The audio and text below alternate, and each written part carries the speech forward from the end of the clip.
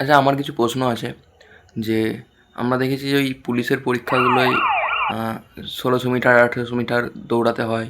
অনেক অনেক মানে প্র্যাকটিস ফ্যাকটিস করে যায় আর কি, যারা পরীক্ষাগুলো ক্র্যাক করে। মানে খুব একটা চাপের ব্যাপার, ঠিক আছে। কিন্তু পরীক্ষা দিয়ে যাওয়ার পর সেটা পরীক্ষাটা নেওয়া হচ্ছে কারণ যখন সে পুলিশের চাকরিটা করবে, কোনো চোরকে ফোরকে ধরতে যাবে বা কিছু, তো সে তাকে ফিট থাকা প্রয়োজন। এবার মানুষজন মানে যারা পুলিশের চাকরি পেয়ে যায়, তারপর তারা আর কোনো প্র্যাকটিস ফ্যাকটিস করে না। তারপর তাদের এই এই বড় ভুঁড়ি, এই মানে একদম মানে আনফিটের একদম এই পিক লেভেলে।